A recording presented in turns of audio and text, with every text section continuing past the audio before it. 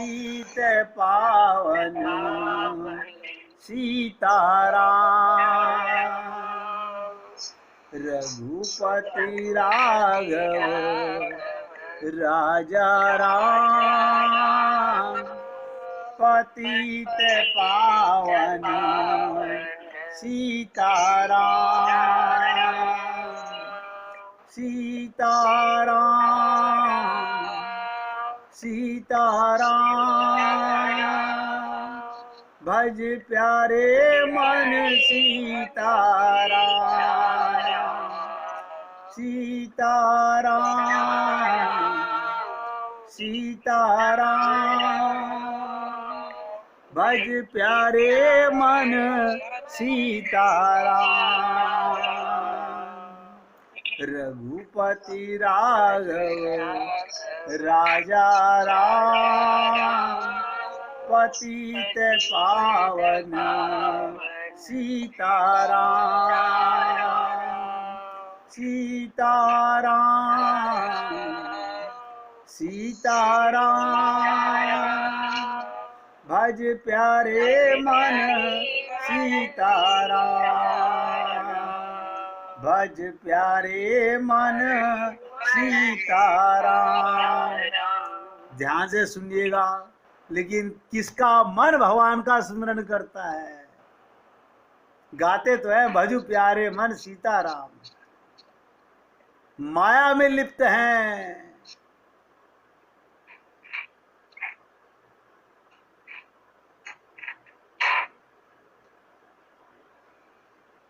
क्या कहा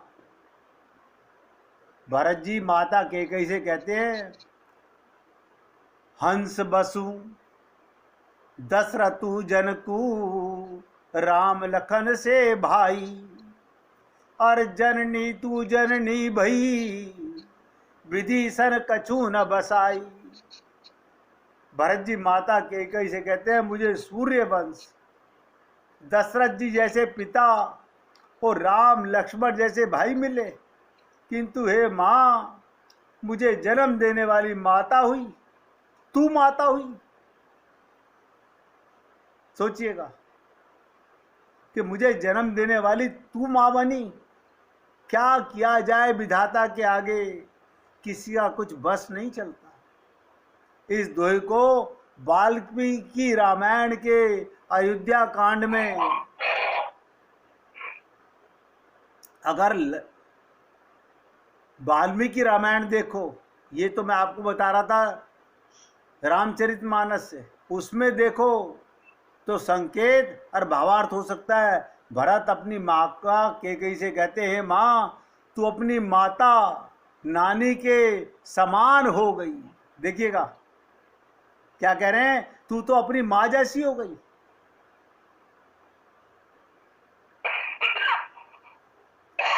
जैसे तेरी माता माता न होकर कुमाता थी, तू भी ऐसी ही हो गई।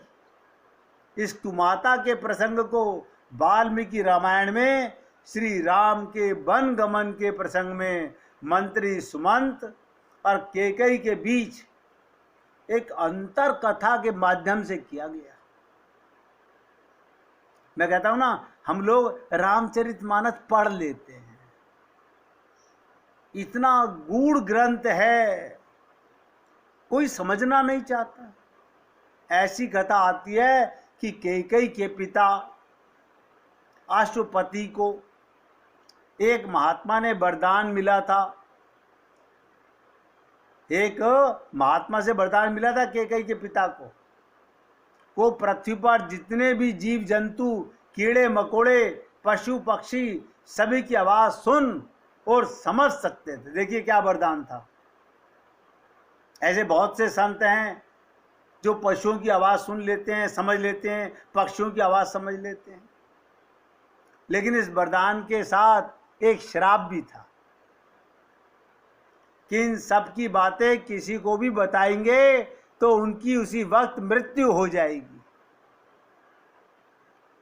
अब आप मुझे बताइए, किसी को ज्ञान हो जाए और वो बता ना पाए तो उस ज्ञान का क्या लाभ है? एक बार कैकेयी नरेश कैकेयी की माँ पृथ्वी के साथ चौके में बैठकर भोजन कर रहे थे। देखिएगा, कैकेयी देश के नरेश राजा और कैकेयी की माँ यानी भरत के नाना नानी पृथ्वी के साथ चौक पर बैठ कर के भोजन कर रहे थे। उनकी माँ का नाम था पृथ्वी। एक चींटी चावल का एक दाना लेकर जा रही थी। एक चींटी चावल का दाना लेकर जा रही थी। चौके के बाहर दूसरी चींटी ने विनम्रता पूर्वक कहा, ये दाना मुझे दे दो। वो बोली, तुम अंदर जाकर ले आओ। उसने कहा, मैं गंदगी से गुजर कर आई हूँ। देखिए क्या कहा, मैं गंदगी से गुजर कर आई हूँ, अतः पवित्र हूँ, चौके में नहीं जा सकती। पहली चींटी ने सहजता का परिचय देकर दाना उसे सौंप दिया और फिर दूसरा दाना लेने चौक में लौट गई। अब मैंने आपको क्या कहा था, कैकेयी देश के राजा को इनकी बातें सुनाई देती थी। इस संवाद को सुनकर कैकेयी नरेश ने अनुभव किया कि मेरे राज्य की चींटियां भी पवित्रता और अपवित्रता का कितना ख्याल रखती हैं। देखिएगा, चींटी भी अंदर नहीं आना चाहती, मैं चौक में मैं अपवित्र नहीं जाना चाहती। वो एकाएक हंसने लगे। राजा को हंसी आ गई। महारानी पृथ्वी ने उनकी प्रसन्नता का कारण जानना चाहा, तो महाराज ने कहा, मैं अगर बताऊंगा तो मेरी मृत्यु हो जाएगी। लेकिन कैकेयी की माँ को कुछ संदेह था और वो हट करने लगी, जिद पर अड़ गई। मुझे बताइए। बार बार राजा के समझाने पर भी रानी पृथ्वी ने हट नहीं छोड़ा। यहाँ तक कह दिया, तुम जियो या मरो। देखो कमाल की बात। इसलिए भरत जी ने कहा, तू तो नानी जैसी, अपनी माँ जैसी बनी है अपनी माँ को। तुम जियो या मरो, मुझे कोई फर्क नहीं पड़ता।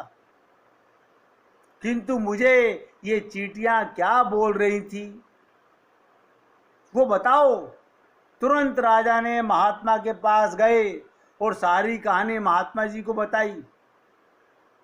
कैसे रानी को भवन में जिद पर अड़ी बैठी है। देखिएगा, कहते ना, माँ पे पूत पिता पे घोड़ा। ये कैकेयी भी अपनी माँ पे गई थी, को भवन में गई थी। बोली, महाराज अब कोई उपाय नहीं है। बोला, बताइए। महात्मा जी ने पुनः दोहराया, राजन, वचन बदला नहीं जा सकता। ये सत्य है, अगर आपने किसी को भी कुछ बताया उसी वक्त आपकी मृत्यु हो जाएगी। अब निर्णय लेना आपके हाथ में है। बहुत सोच विचार कर राजा ने रानी का परित्याग कर राज्य से बाहर कर दिया। वो जान गए थे, मेरी पत्नी को मेरे जीवन मेरी भलाई की कोई चिंता नहीं। इसी बात को भरत जी कहते हैं, तुम्हारे पिता तो सही समय पर उचित निर्णय लेकर बच गए थे। तुम्हारे पिता ने तो सही निर्णय लिया, तुम्हारा त्याग कर दिया और वो बच गए। किंतु मेरे पिता महाराज दशरथ तो बड़े सीधे और भोले हैं, तेरी कुटिलता को समझ नहीं पाए। तेरे पिता की तरह अगर निर्णय ले लेते तो उनके प्राण भी जो राम में बसते थे। तो जननी तू जननी भई, तू तो अपनी माँ के ऊपर गई। आप और हम लोग ये सब बातें रोज सुनते हैं। अनेक प्रसंग में आप लोगों के साथ में ऐसे मार्मिक प्रसंग सुनाने का प्रयत्न करता हूँ कि आपको कहीं अपने आप में महसूस हो कि ये जो आप और हम लोगों को मनुष्य शरीर मिला हुआ है, ये बार बार नहीं मिलने वाला है। माया तो फिर मिल जाए, पर न हरि हर बार मिले। याद रखना मेरे शब्दों को। संसार के रूठने मनाने में मत लगे रहो। ये सोचो कि बस जीवन के दिन 4 थे, 3 निकल चुके हैं, आखिरी दिन चल रहा है, ये भी ना निकल जाए बातों में। मौका है, चाहो तो कृतार्थ कर सकते हो, वरना बंटा धार तो हम अपने हाथों से कर ही रहे हैं। तो क्या कहा? मैंने कहा ये कौन से दुर्तगामी प्रपत्ति होते हैं कि ऐसा ज्ञान जिस जीव को हो जाए कि मुझको दूसरा शरीर नहीं धारण करना पड़े, तब मनुष्य शरीर को छोड़कर वो देवताओं के शरीर को भी, स्वर्ग का सुख भोगना भी अच्छा नहीं लगता।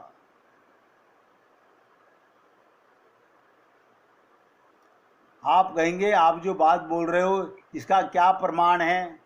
सुन लीजिए। गीता के अंदर, गीता में भी कहा गया, ते तम भोक्तः सर्वलोकम विशालम क्षीणे पुण्य मृत्युलोकम विशंति। जब अर्जुन ने पूछा था, उन्होंने कहा अगर तू युद्ध करता हुआ मर गया तो स्वर्ग लोक जाएगा। बोले स्वर्ग लोक में क्या मिलेगा? बोले स्वर्ग का सुख भोग के वापस आकर के कुत्ते बिल्ली गधे बनना पड़ेगा। बोला अरे बाबा नहीं जाना मुझे, अर्जुन ने हथियार डाल दिए, मैं नहीं जाऊंगा, स्वर्ग नहीं जाना मेरे को। सोचिएगा, अर्जुन ने हथियार डाल दिए, मुझे स्वर्ग नहीं जाना।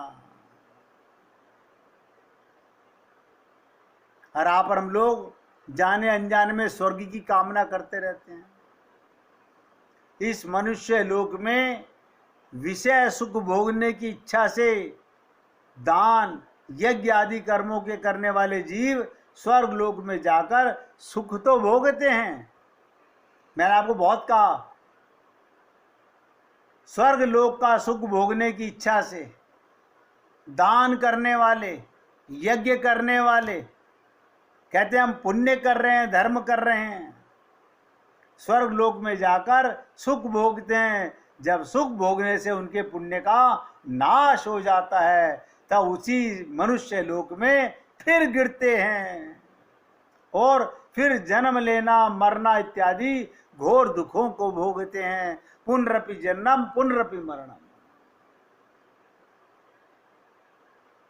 इससे स्वर्ग लोक के सुख भोगने में वैराग्य हो जाता है और बुरे कर्म करने से नरक में जाकर अनेक दुख भोगने पड़ते हैं। ऐसा समझकर इस जीव को भय लगता है, डर लगता है कि नहीं प्रभु, अब तो स्वर्ग भी नहीं जाना। अब आप सोचिएगा कितने लोग होंगे आपके आसपास जो इतनी बातों को जानते होंगे कि हमें स्वर्ग की भी कामना नहीं करनी। सोचिए, हमें स्वर्ग की भी कामना नहीं करनी।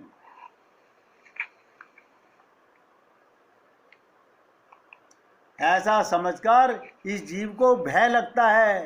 तब भय दूर करने को श्रीमन नारायण की प्राप्ति के वास्तु, ध्यान से सुनिएगा, भगवत प्राप्ति करने के वास्ते किसी श्रेष्ठ आचार्य गुरु ने जो इसको उपाय बताया और जिन कर्मों से गोविंद की याद करना भूल जाए, ऐसे बुरे कर्म करना छोड़ देता है। क्या मतलब? जो भगवान को विस्मरण कराए वो पाप है। आप सोच लीजिएगा, जितनी देर हम अपने को आत्मा और ध्यान में नहीं रखते परमात्मा, उतनी देर आप और हम सब लोग पाप ही करते हैं।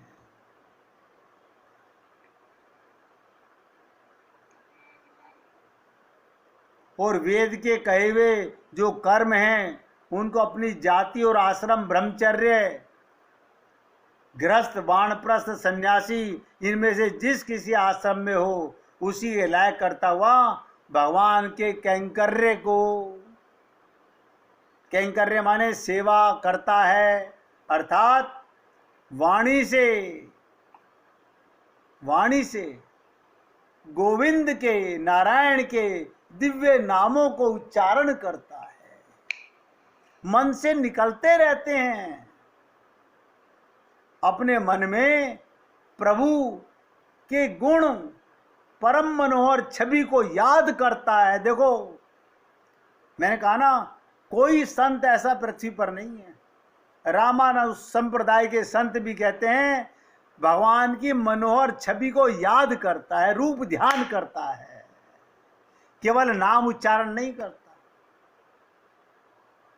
उनका रूप ध्यान भी करता है। और आप हम लोग मुख से बहुत बोलते हैं, रूप ध्यान नहीं करते, और शरीर से श्याम सुंदर की मूर्ति को अनेक तरह से सेवा करता है। आपके घर में जो अर्चा विग्रह आपने धारण कराए हुए हैं उनकी खूब सेवा करता है।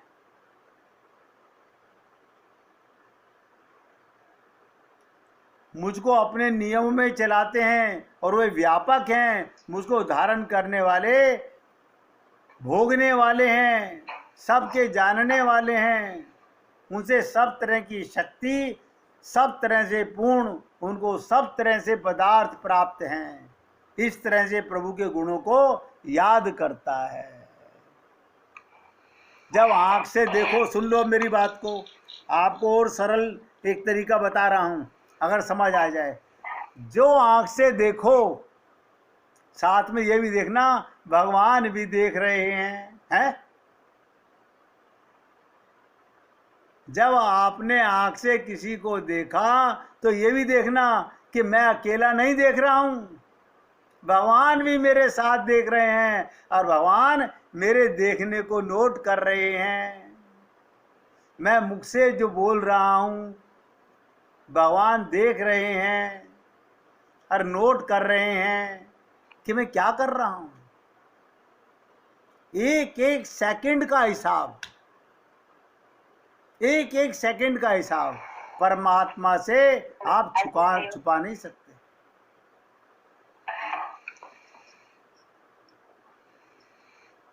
हर पल भगवान की नजर, आप देखिएगा, कान से सुन रहे हो, भगवान अंदर बैठे सुन रहे हैं, ये किस भाव से सुन रहा है।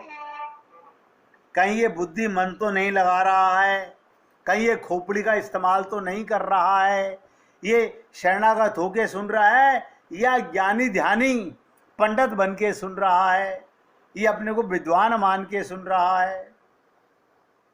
सबको सब पता है भगवान को। और बता दूं, जब आप मुख से कुछ भी भगवान का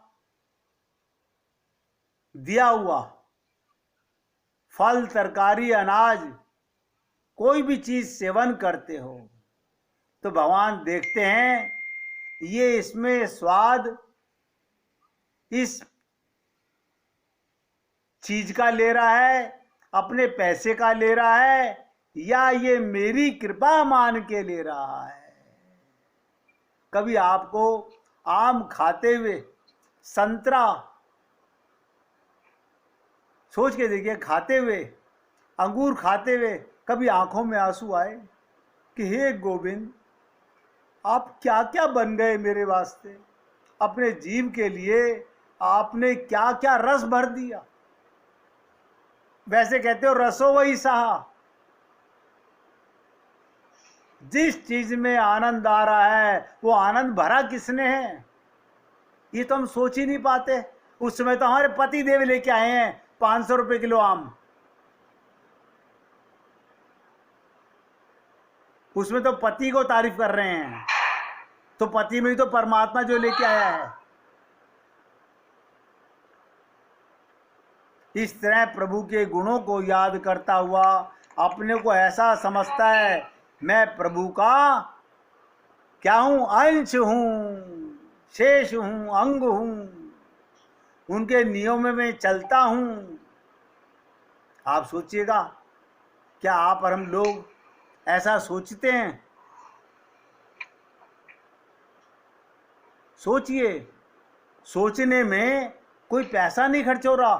कम से कम सत्संग के अंदर ये जो बातें हम सुनते हैं, इनको बाद में सोचिएगा कि जैसा सुनता हूं वैसा करता तो एक काम भी नहीं हूं मैं।